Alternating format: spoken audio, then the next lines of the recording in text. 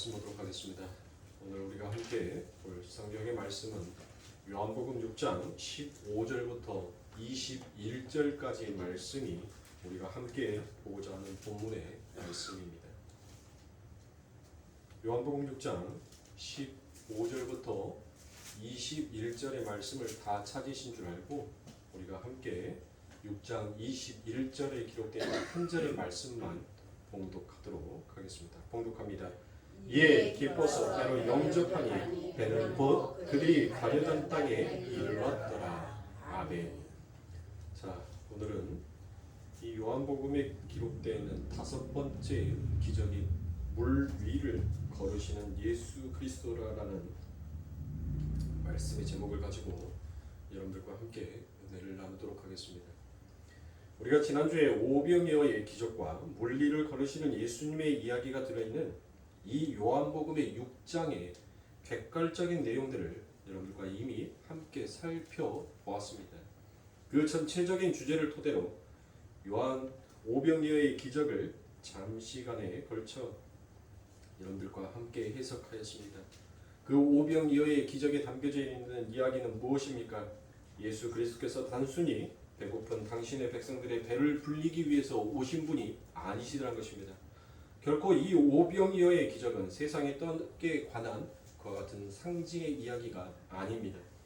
그 어떤 것으로도 채워질 수 없는 인간의 만족과 행복을 진정으로 충만하게 채워주시는 분이신 바로 하늘의 떡 예수 그리스도에 관한 이야기들이라는 것을 우리가 지난 시간에 여러분들과 함께 나누었습니다. 오늘은 그 오병이어의 기적 바로 뒤에 붙어있는 또 하나의 기적이 등장을 합니다. 요한복음에서는 이제 다섯 번째 기적인데 그 다섯 번째 기적인 주께서 물 위를 걸으시는 사건에 대해서 우리가 함께 은혜를 나누는 시간을 갖도록 하겠습니다. 그러니까 여러분들 이 오병이어의 기적과 물 위를 걸으시는 사건을 별개의 사건으로 여러분들 대부분의 사람들이 그렇게 나누어서 해석을 합니다. 그런데 이 요한은 지금 무엇인가 어떤 의도를 가지고 이 오병이어의 기적 바로 그 뒤에 물 위를 걸으시는 예수 그리스도의 그와 같은 사건을 기록함으로 인하여서 성경을 읽고자 하는 독자들에게 지금 무엇인가를 전달하고 싶어 한다는 것을 우리는 캐치할 수 있어야 합니다. 자,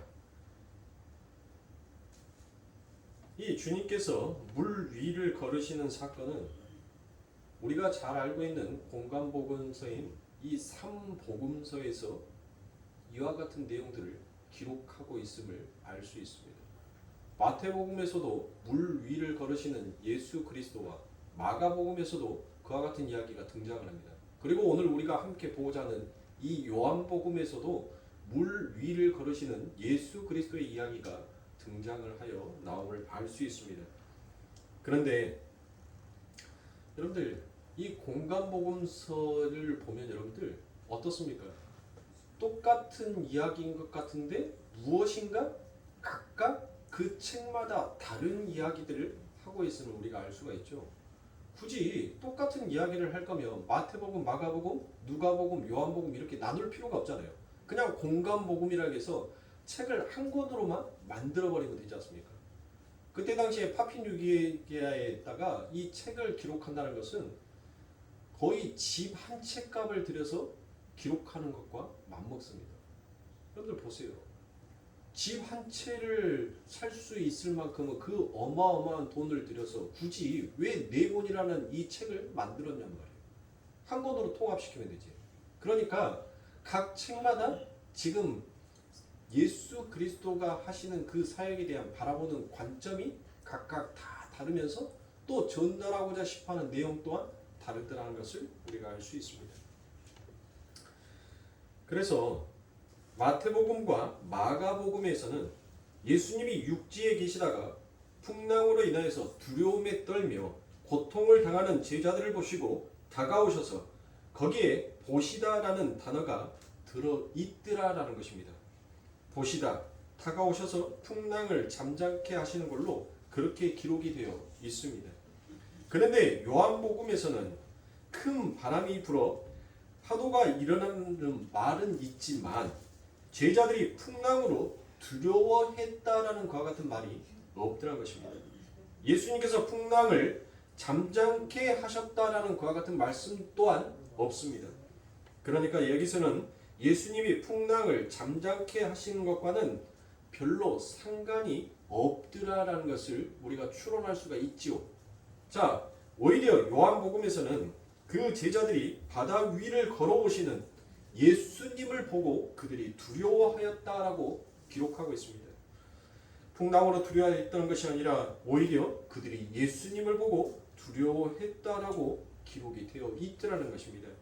그리고 제자들이 예수님을 배로 영접하자마자 즉시 그들이 가려던 목적지에 도착했다라는 것으로 이 기적의 이야기를 매듭을 짓고 있음을 알 수가 있습니다. 그래서 요한복음의 이야기만 보면 이 물 위를 걸으신 이야기, 이 기적의 이야기의 전체를 우리가 사실상 다 이해할 수가 없습니다. 그래서 다른 공간복음서와 이렇게 비교해서 우리가 이제 한번 살펴보고자 합니다. 그러나 요한이 강조하고자 하는 것은 우리가 이 요한복음을 통해서 배워야 할 것이 있다라는 것을 사랑하는 성도님들, 우리가 이것을 잘 기억하셔야 할 것입니다. 요한복음은 이 물 위를 걸으시는 기적의 이야기를 통하여서 단순히 풍랑에 밀려 고통을 당하고 있는 제자들에게 찾아가셔서 풍랑을 꾸짖고 그들을 구원해 내시기 위해서 찾아오신 예수님이라는 관점과는 조금 다른 관점에서 기록이 되어 있다라는 것을 우리가 보아야 할 것입니다. 오늘 본문 21절에 보시면 이에 기뻐서 배로 영접하니 배는 곧 저희의 가려던 땅에 이르렀더라라고 그와 같이 기록이 되어 있습니다. 자, 이 구절에서 곧이다라고 되어 있는 부분이 있죠. 곧, 그렇죠? 이 부분이 바로 헬라어로 유데오스입니다. 유데오스. 이 유데오스라는 것은 부사인데 즉시라라는 그와 같은 뜻이 있습니다.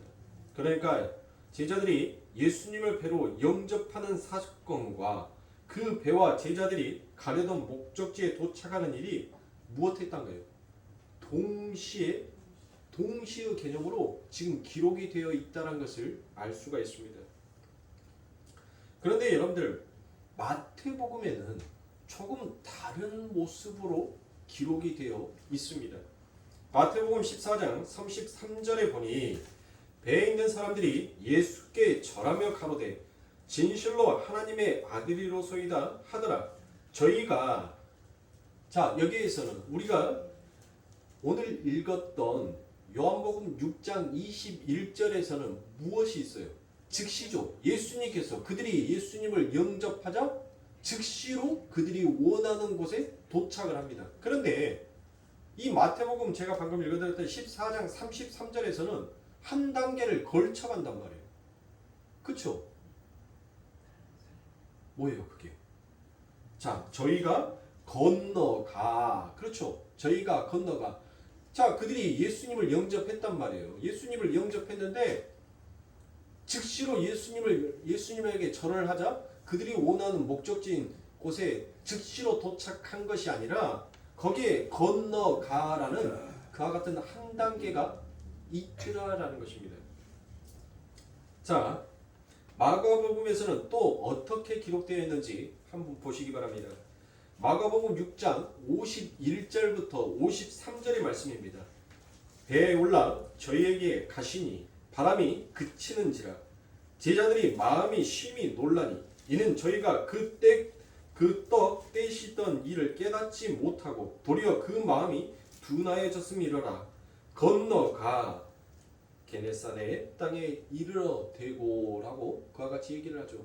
자, 마태복음과 마가복음에서는 여러분들 그들이 예수님을 영접을 했는데도 불구하고 한 단계를 건너는 그와 같은 단계가 있습니다.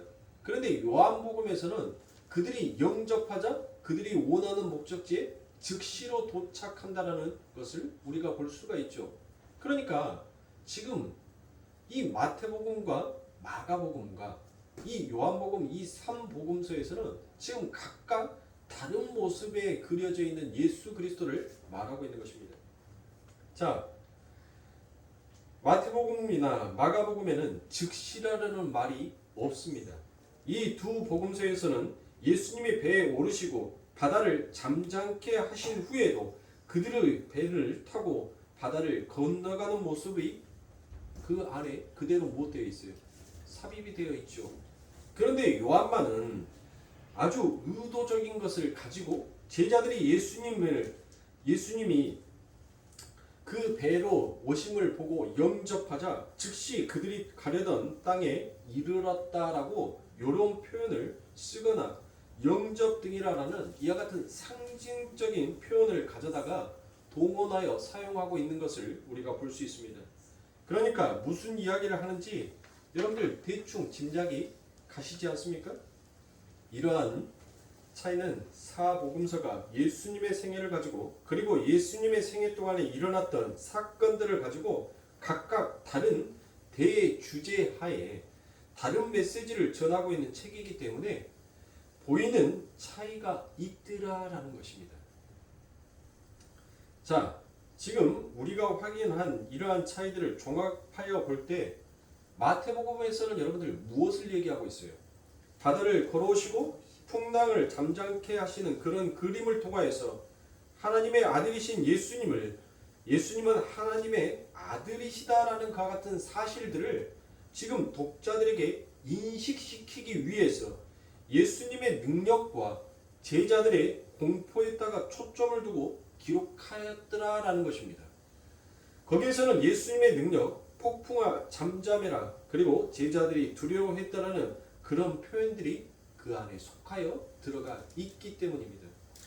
그리고 우리가 또한 읽었던 마가복음에서는 그 이야기에 믿음이 없는 제자들의 모습을 이렇게 그려놓고 제자들이 믿음의 없음과 그 믿음 없음에 대한 책망하시는 예수님의 그와 같은 모습을 그림처럼 초점에 두고 그려놓고 있는 것이에요. 그러니까 여러분들 보세요. 사람들마다 똑같은 풍경을 보고 똑같은 그림을 그리는데 어떤 사람은 그 풍경 속에 담겨져 있는 새를 보고 그 새에게 초점을 맞춰 그림을 그리는가 하는 그림을 그리는 사람이 있고 어떤 사람들은 나무에 초점을 맞춰서 나무를 그리는 사람이 있더라고요. 또 어떤 사람들은 그 전체적인 배경을 놓고 큰 그림을 그리는 사람들도 있더라는 것입니다. 바로 이거예요.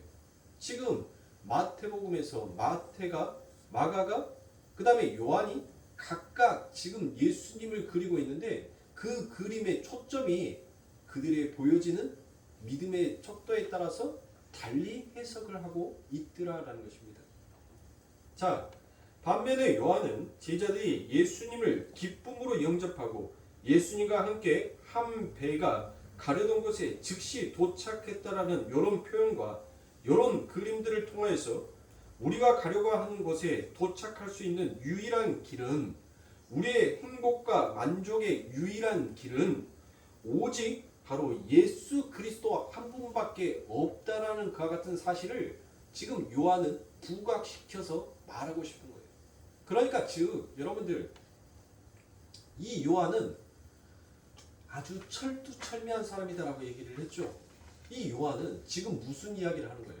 바로 그 오병이어의 기적에 대한 부연 설명을 바로 물 위를 걸으시는 예수 그리스도의 그 모습으로 다시 한번 이 글을 읽고 있는 독자들에게 설명하여 주고 있는 것입니다.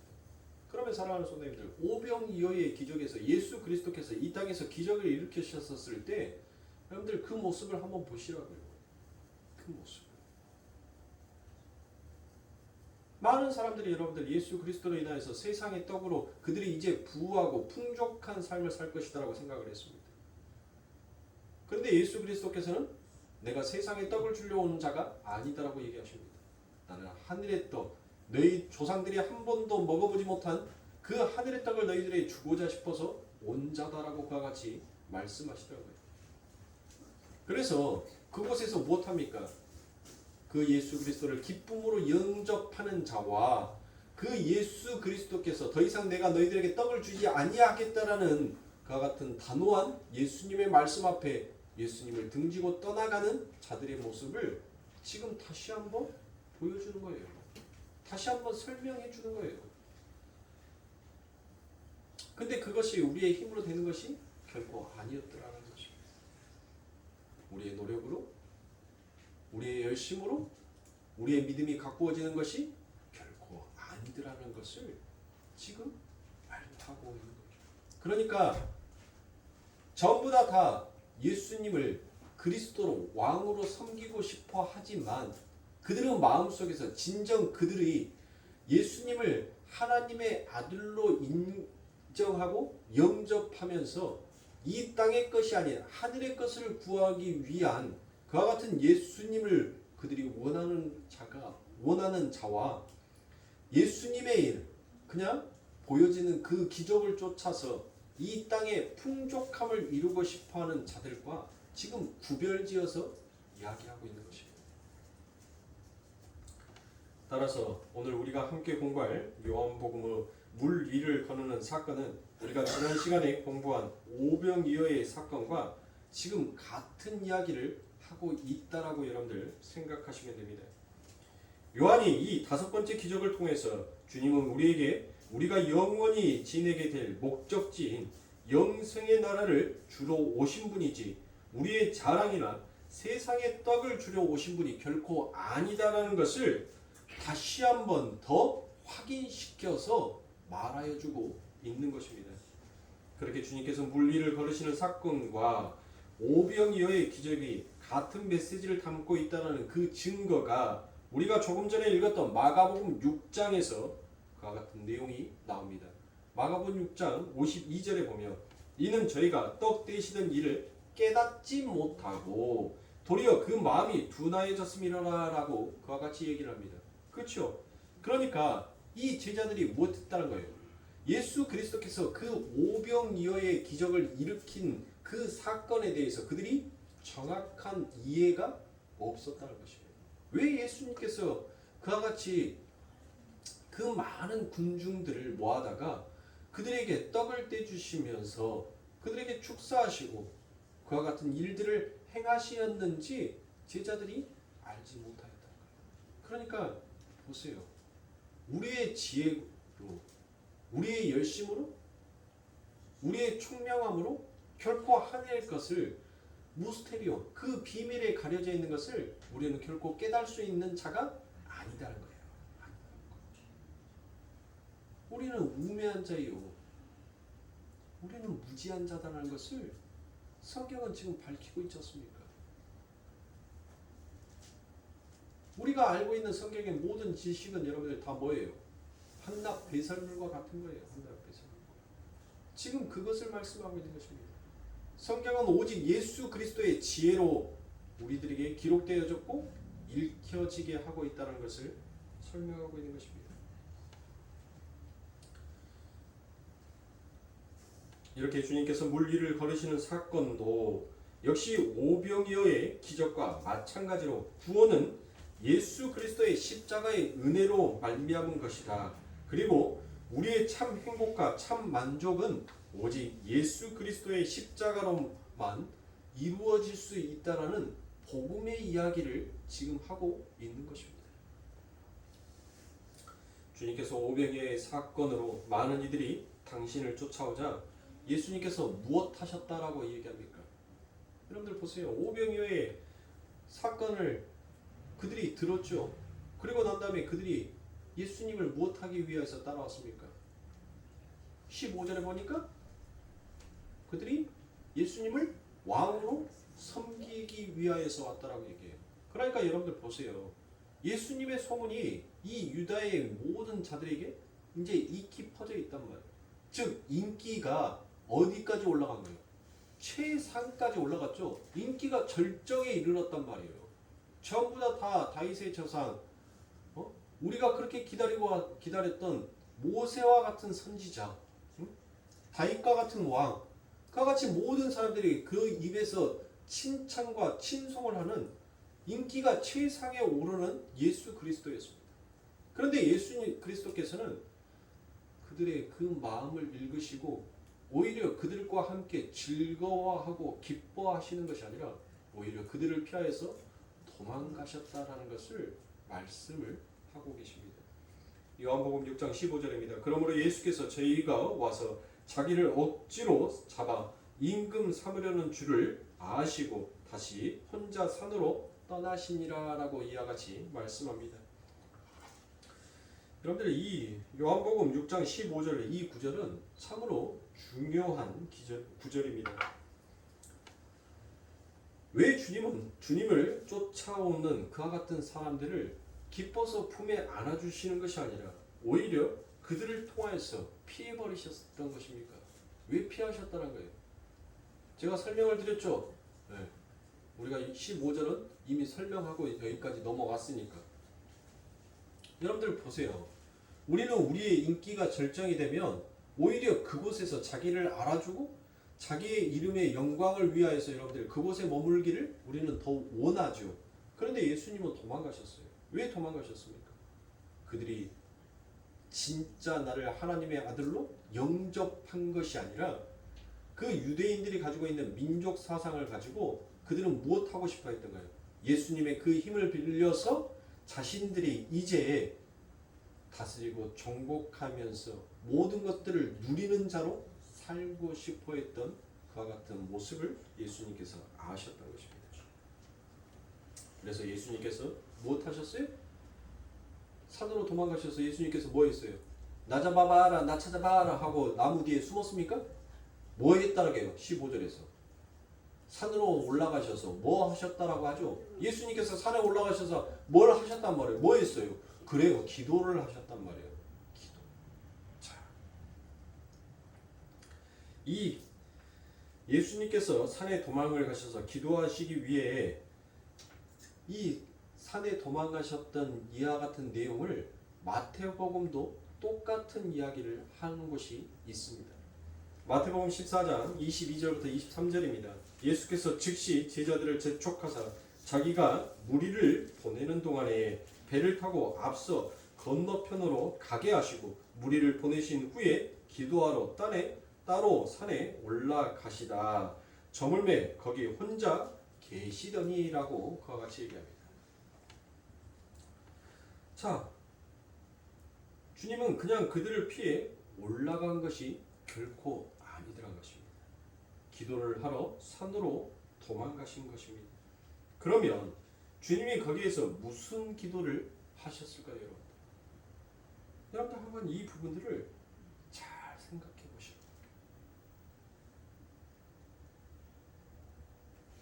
우리 주님께서 산에 올라갔어요. 근데 어떤 기도를 하기 위해서 산에 올라가셨단 말이에요. 이 부분을 놓고 여러분들 많은 분들이 여러 가지 해석들을 합니다. 그런데 우리 주님은 어떠한 자로 오셨어요? 인간을 대표하는 자로 오셨단 말이에요. 인간을 대표하는 자. 그러니까 예수님께서는 지금 그들의 자기를 환호하는 모습을 보고 흔들리셨을까요? 안 흔들리셨을까요? 안 흔들렸다라고 여러분들 대부분 생각을 합니다. 아니요. 예수님은 우리와 똑같은 마음을 가지고 있습니다. 똑같은 성품을 가지고 있어요. 예수님도 그 마음이 흔들리셨단 말이에요. 그래서 예수님께서는 기도하러 올라가십니다. 자, 여러분들 제가 이렇게 여러분들에게 설명하는 이유는 무엇입니까? 예수님께서는 성경 곳곳에서 인간이 갈등하고 있는 그 갈등의 심정을 예수님은 항상 기도로서 하나님 앞에 아뢰고 고백하는 모습들이 종종 성경에 기록되어 있는 것을 볼 수가 있습니다.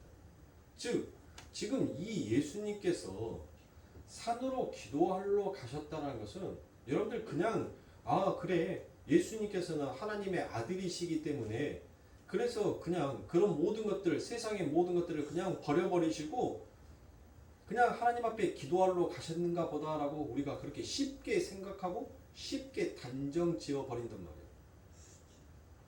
왜 예수 그리스도께서 진정한 이 땅에 인간으로 오실 수밖에 없었는지에 대해서는 깊이 생각하는 자가 없습니다. 여러분들, 예수님은 완벽한 인간이셨고 또한 완벽한 예수님은 하나님이셨습니다. 예수님은 완전한 인간으로 우리 인간을 대표하시는 것이고 완전한 하나님으로 우리 인간을 대신하신 것이 바로 예수 그리스도인 것입니다. 여러분들, 대표라는 것은 어떤 것을 대표라고 하는 거예요? 같은 질에 있는 것을 대표다라고 말할 수 있죠. 그렇죠. 무슨 말인지 이해가 안 가세요? 한번 설명해 보세요. 마이크 드릴게요. 대표가 뭐예요, 그러면? 이해가 가세요? 아니, 전혀 지금 이해가 안 가는 것 같아. 자,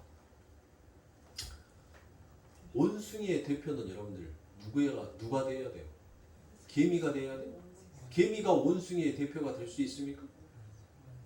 원숭이의 대표는 원숭이여야 돼요. 그렇죠? 자, 벌의 대표는 누가 대표해야 돼요? 여왕벌이 똑같이 벌이 대표가 돼야 한단 말이에요. 그렇죠? 개미가 사람을 대표할 수 있어요? 지렁이가 인간을 대신할 수 있습니까? 없단 말이에요. 이 대표라는 것은 같은 동질에 놓여져 있는 것이 대표다라고 말할 수 있어요. 그래서 예수 그리스도께서는 사람을 대표해서 이 땅에 오신 분이란 말이에요. 사람을 대표해서. 그러면 사람을 대표했다는 것은 여러분들 뭐 했다는 거예요? 우리가 가지고 있는 이 모든 복잡한 심령들이 있잖아요. 이 모든 것들을 예수님도 똑같이 가지고 계셨단 말이에요. 똑같이.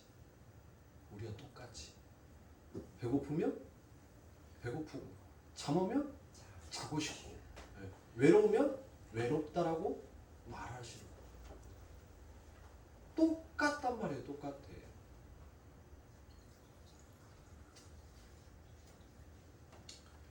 그러니까 예수님이 우리를 대표하고 대신하여 죽으신 것은 여러분들 인간의 대표이시기 때문에 죽으신 거예요.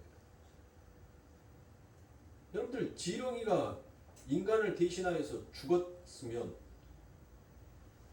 지렁이의 죽음을 통하여서 여러분들 인간이 구원을 받습니까? 비 오는 날 여러분들 지렁이 바닥에 얼마나 많아요. 이제 곧 있으면 이제 오늘 저녁에 태풍 부니까 내일 아침에 보면 지렁이들 여러 마리 나와 있을 겁니다. 그들의 죽음이 인간을 대표할 수가 없단 말이에요. 개미가 여러분들 죽는다고 해서 인간의 죄가 씻어집니까? 결코 그럴 수가 없어요. 인간의 죄를 씻기 위해서는 인간과 똑같은 본체를 입으신 자가 오셔야 했단 말이에요.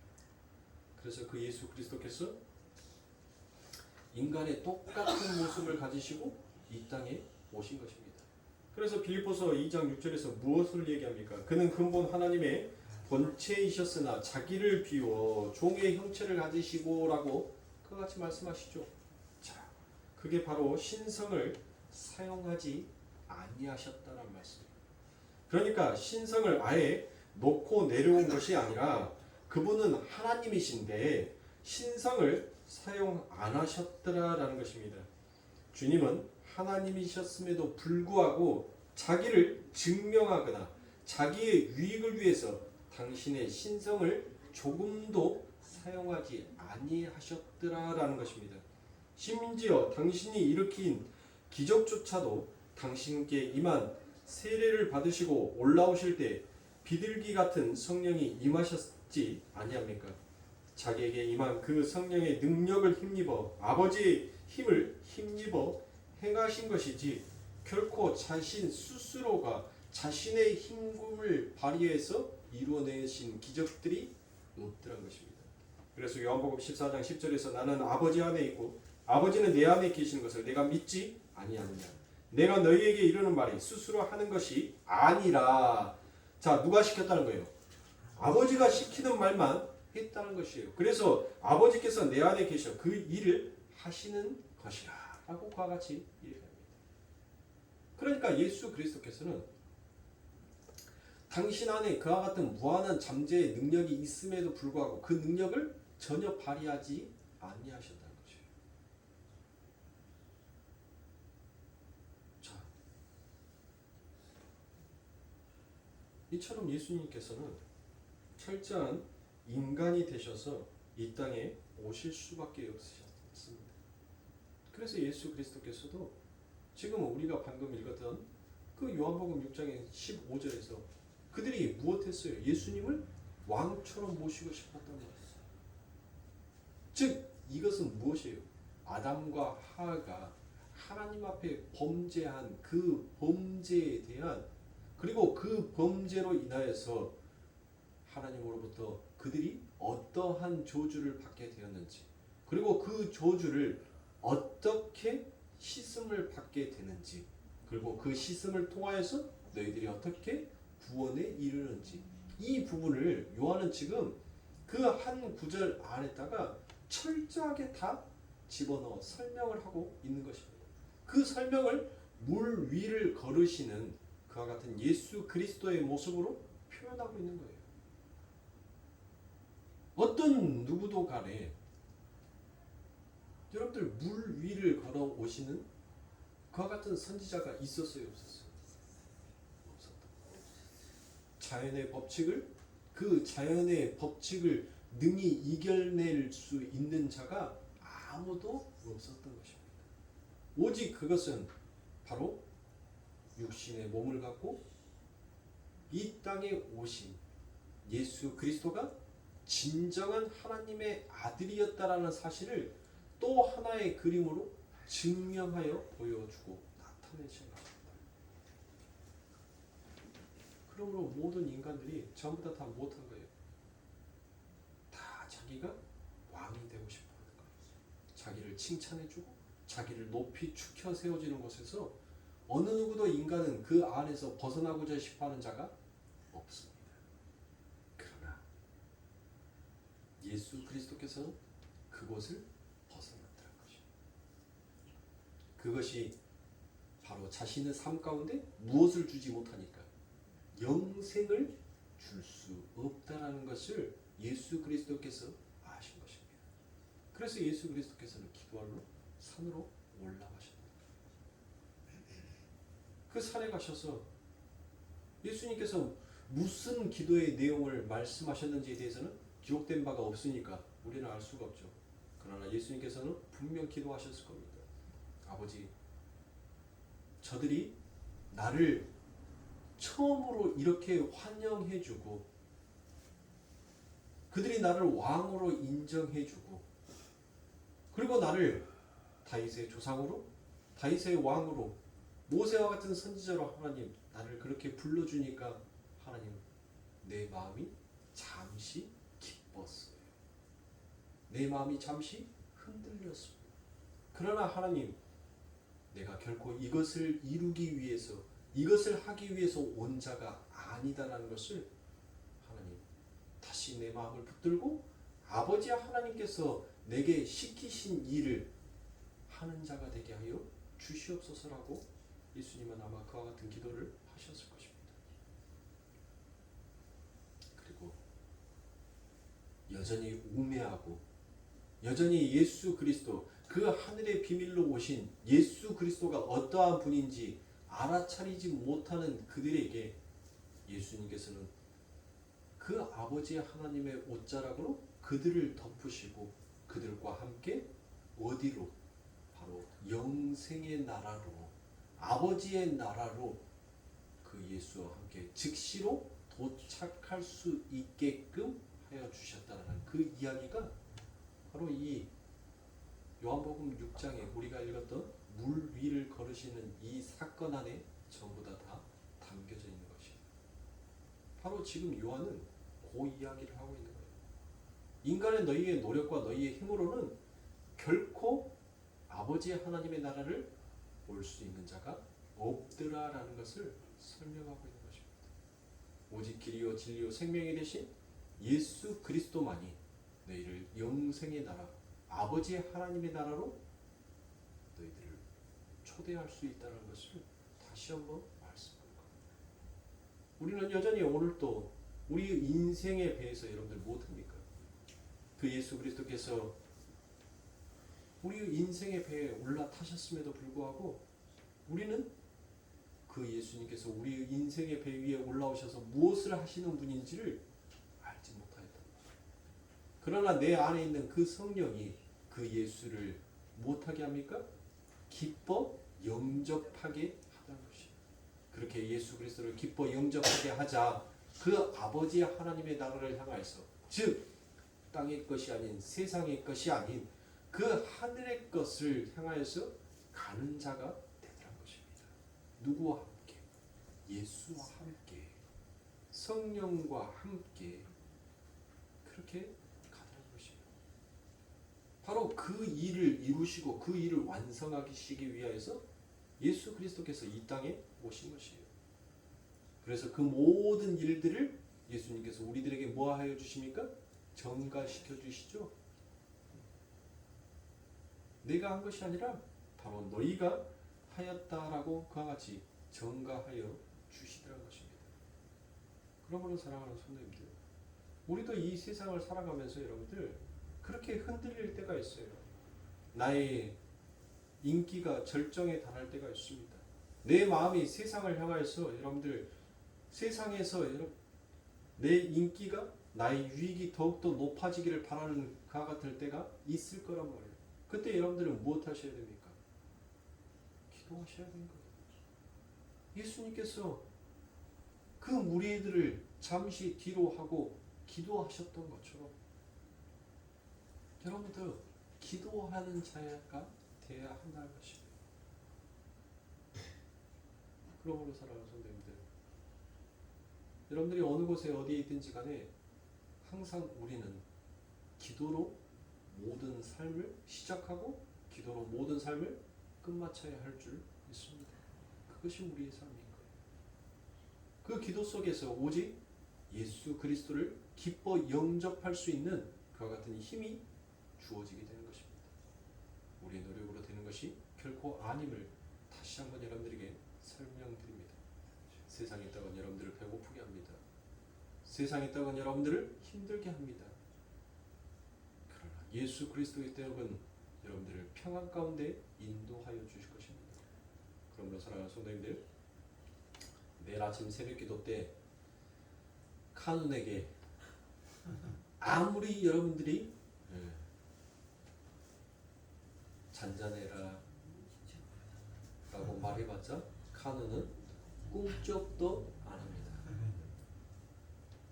그러므로 여러분들 지혜 없게 내일 새벽 기도는 집에서 가정에서 잘 기도하시고 문단속들 잘 하시고 창문 삐거덕삐거덕 되면 장판이라도 좀 썰어서 창문 삐거덕삐거덕 되지 아니하게끔 여러분들 옆에를 잘 그렇게 좀 개서 그렇게 하시면 될 것 같아요. 꼭 그 태풍을 뚫고 교회에 와서 예배드리는 그것이 믿음이 아니라 때로는 지혜로운 자의 모습으로 우리가 함께 살아가는 것 또한 필요하다라고 봅니다. 그럼 사랑하는 성도님들, 우리들의 삶 가운데서는 늘 기도가 필요하다는 것이에요. 예수님께서도 늘 자신의 마음이 요지부동하실 때, 흔들릴 때마다 예수님도 기도하셨습니다. 그 예수님의 기도가 무엇인지를 우리가 다음 시간에 여러분들과 함께 살펴보도록 하겠습니다. 우리 예수 그리스도께서 이 땅에서 신상을 가지고 오신 분이기에 전혀 흔들리지 아니하셨다라고 우리는 너무나도 섣불리 생각합니다. 그러나 예수님은 인간을 대표하여 오셨기 때문에, 그래서 예수님은 이 땅에서 많은 흔들림이 있으셨습니다. 그때마다 예수님을 붙잡아 줄 수 있었던 것은 바로 하나님을 향한 기도였다는 것을 사랑하는 성도들 잊지 마시길 바랍니다. 기도하겠습니다.